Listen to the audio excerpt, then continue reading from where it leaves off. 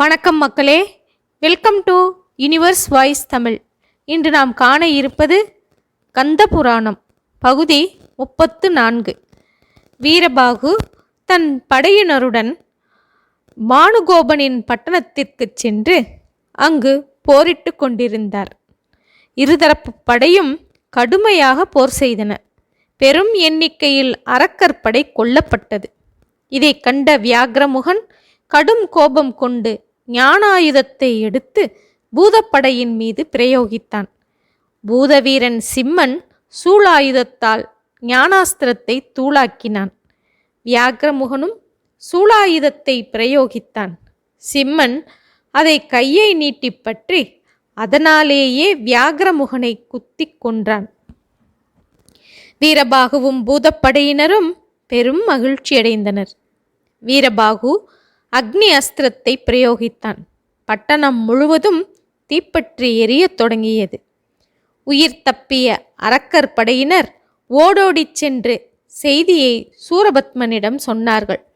கடலில் எரியப்பட்ட பூதப்படைகள் உயிர் பெற்று எழுந்து வந்து பட்டணத்தை இடித்து தீயிட்டு விட்டார்கள். தீ எங்கும் பரவிக்கொண்டு வருகின்றது என்று கூறினார்கள். சூரபத்மனோ ஆத்திரமடைந்து மேகங்களை அழைத்து வரச் சொன்னான். மேகங்கள் வந்ததும் உடனே தீயை சென்று அணையுங்கள் என்று கட்டளையிட்டான். தீயை அணைத்தால் வீரபாகு எம்மை கொன்று விடுவான். சூரபத்மன் கட்டளைப்படி நடக்காவிட்டால் நம்மை சிறையில் தள்ளி விடுவான். அரக்கர்களின் சிறையில் வாடுவதை விட வீரபாகுவின் வாளால் மடிவதே நமக்கு நல்லது என்று தீர்மானித்து கொண்ட மேகங்கள் தீயை நோக்கி பெருமழை பொழியத் தொடங்கின. அட, இது என்ன? அரக்கனின் மாயையா? ஊழிக்கால மேகங்களா என்று திகைத்து பார்த்தான் வீரபாகு. அந்த சமயம் நாரத முனிவர் தோன்றி, வீரபாகு, இது சூரபத்மனின் கட்டளையால் இங்கு வந்த சப்த மேகங்கள். இவை ஊழிக்காலம் போல் மழையை பொழிந்து கொண்டு இருக்கின்றது. நீ இப்போது வடவாக்கினி அஸ்திரத்தை பிரயோகம் செய் என்றார். வீரபாகு உடனே வடவாக்கினி அஸ்திரத்தை பிரயோகம் செய்ய எங்கும் தீக்கோளங்கள் தோன்றின. அதனால் மேகங்கள் வலிமையிழந்து கீழே விழுந்தன.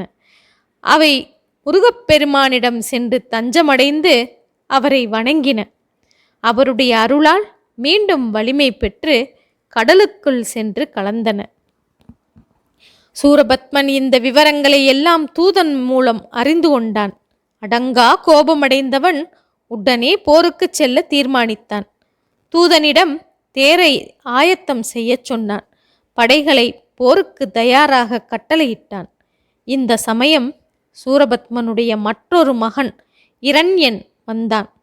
அவன் பாதாள லோகத்தை பாதுகாப்பவன். 3 தலை 6 கைகளை உடையவன். மிக்க அறிவாளி. அவன் தந்தையை வணங்கி பணிவுடன் சொல்கின்றான், தந்தையே, நாம் இனி மேலும் தேவர்களையும் முனிவர்களையும் தொந்தரவு செய்து தொல்லை கொடுத்தால் நமது சுப போகங்களை எல்லாம் இழந்து விடுவோம். சொல்லனா துன்பத்தை அனுபவிக்க கூட நேரலாம். உயிருக்கும் ஆபத்து ஏற்படலாம். தேவர்களுக்கும் முனிவர்களுக்கும் உதவ பரமேஸ்வரனின் திருக்குமாரனான முருகன் வந்திருக்கின்றார். பரமேஸ்வரனின் அருளால்தான் தாங்கள் முன்பு மகாவிஷ்ணு, பிரம்மா முதலிய தேவர்களையெல்லாம் வெற்றி பெற்றீர்கள். அவருடைய கட்டளையின் மீதே தற்போது முருகப்பெருமான் நம்மை எதிர்க்க வந்திருக்கிறார். முருகப்பெருமானை எதிர்ப்பது பரமேஸ்வரனையே எதிர்ப்பது போலாகும். தயவு செய்து அவருடன் போர் செய்யும் எண்ணத்தை விட்டுவிட்டு சமாதானமாக போங்கள். தேவர்களையும் இந்திரகுமாரனையும் விடுதலை செய்து விடுங்கள். முருகரை சிறு பாலகனாக எண்ணாதீர்கள். வீரபாகு மட்டும் சாதாரண தூதன் அல்ல, மகாவீரன். இவன் ஒருவனாலேயே நமது படைகளின் பெரும் பகுதி நாசமாகிவிட்டது. பானுகோபனை விரட்டியடித்தவனும் இதே வீரபாகுதான். நமது நகரத்தை அழித்து தீயிட்டவனும் அவனேதான். அதனால் இவர்கள் தொல்லையெல்லாம் நீங்கி விலக முருகப்பெருமானை வணங்கினால் நாம் நலமடைவோம் என்று ஆலோசனை கூறினான். ஆனால் சூரபத்மனுக்கு வந்த கோபத்தில் ரணியன் தன் மகனாக மட்டும் இல்லாவிட்டால் வெட்டியே போட்டிருப்பான். அவன் தன் கோபத்தை அடக்கிக் கொண்டு, எனக்கே புத்தி சொல்ல வந்து விட்டாயா மடையனே? நீ பாதாள லோகத்தை ஆட்சி செய்கிறாயே, அது யாரால்? சுகபோகமாக வாழ்கின்றாயே, அது யாரால்? எல்லாவற்றையும் மறந்து பித்தனை போல் பிதற்றுகின்றாய். இன்னும் ஒரு முறை இப்படி சொன்னால் உன்னை வெட்டி போட்டு விடுவேன், மகன் என்றும் பார்க்க மாட்டேன் என்று அதிர்கும் குரலில் கூற ஆரம்பித்தான். தந்தையின் மனப்போக்கை உணர்ந்தான் இரண்யன். அரக்கர் குலத்திற்கு அழிவு காலம் நெருங்கிவிட்டது. அதனாலேயே தந்தையின் மூளையும் கெட்டுவிட்டது. என்ன புத்தி சொன்னாலும் ஏறப்போவதில்லை. அவருடைய விருப்பப்படியே போருக்கு சென்று உயிரை விடுவது நல்லது என்று தீர்மானித்தான். தந்தையே, உங்கள் மனதை சோதிக்கவே அப்படியெல்லாம் பேசினேன். என்னை மன்னியுங்கள். முருகரை எதிர்த்து போரிடச் செல்கிறேன். ஆசி கூறி விடையளித்து அனுப்புங்கள் என்று பணிந்தான் இரண்யன். சூரபத்மன் மகிழ்ச்சியடைந்தான். அவனை மார்போடு தழுவி பாராட்டி, வெற்றியுடன் திரும்பி வா என்று அனுமதி கொடுத்தான். இரண்யன் புறப்பட்டு சென்று போருக்கான ஏற்பாடுகளையும் செய்து கொண்டு போர்க்களம் நோக்கி புறப்பட்டான். 1000 சிங்கங்கள் பூட்டிய தேரில் அமர்ந்த இரண்யன் தும்பைப்பூ மாலை அணிந்து கொண்டான். லட்சக்கணக்கில் அவனுடைய போர் வீரர்கள் போர்க்களத்திற்கு கடல் அலைகள் போல் திரண்டு வந்தார்கள். வீரபாகுவும் அவன் தம்பிகளும் படை வீரர்களும் எதிர்த்து போரிட்டார்கள். இரண்யன் கோபத்துடன் ஆயிரக்கணக்கான பாணங்களை பூதப்படையை நோக்கி செலுத்தினான். வீரபாகு அவற்றை எல்லாம் முறியடித்தான். பூதவீரன் நீலன் பயங்கரமாக இரண்யனின் படைகளை தாக்கிக் கொண்டிருந்தான். இதை பார்த்த இரண்யன் வேலெடுத்து வீசினான். வேல் தாக்கியதால் நீலன் நினைவிழந்து சாய்ந்தான். நொடியில் நினைவு திரும்பியவன் மீண்டும் பயங்கரமாக போரிட்டு இரண்யனின் தேரையும் அவனுடைய சிங்கங்களையும் உடைத்து கொன்றான். ஆனால் இரண்யனோ மலைகளையும் மரங்களையும் ஒரே பாணத்தால் பொடிப்பொடியாக்கினான். இதனால் கோபமடைந்த நீலன் அவனுடைய தேரை தூக்கி வானத்தில் வீசினான். இரண்யனோ மூர்ச்சையானான். அவன் மூர்ச்சை தெளியும் வரை வீரபாகுவை எதிர்க்க ஒரு மாய உருவத்தை தோற்றுவித்தான். அந்த மாய உருவத்தை தண்டத்தால் அடித்தான் நீலன். அடிபட்டு கீழே சாய்ந்த மாய உருவம் வானத்தில் எழும்பி கீழே வந்து போர் செய்பவன் போல் பாவனை காட்டி நீலனை காடு, மேடு, மலை, கடல் என்று அலைக்கழித்து கொண்டிருந்தது. அதற்குள் இரண்யன் மூர்ச்சை தெளிந்து உணர்வை பெற்றான். மாய உருவத்துடன் சேர்ந்து கொண்டு நீலன் மீது அக்னி அஸ்திரத்தை பிரயோகித்தான்.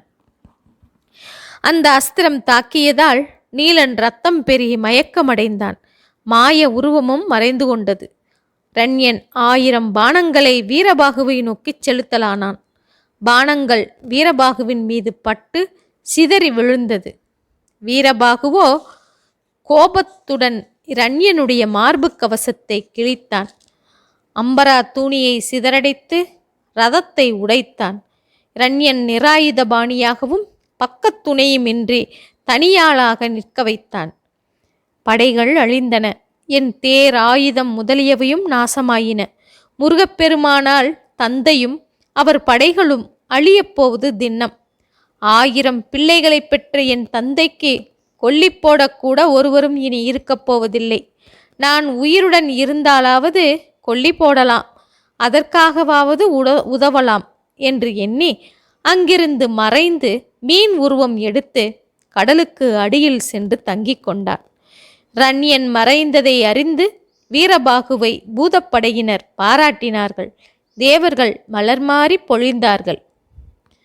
அதே நேரம் சூரபத்மனுக்கு இரண்யன் தோல்வியடைந்தது, ஓடி ஒளிந்து கொண்டதை தூதன் மூலம் அறிந்து கொண்டான். வீரபாகுவின் போர்த்திறனே இரண்யனை தோல்வியுறச் செய்தது என்பதையும் அறிந்து கொண்டான். அவனுக்கு வீரபாகுவின் மீது அதீத கோபம் வந்தது.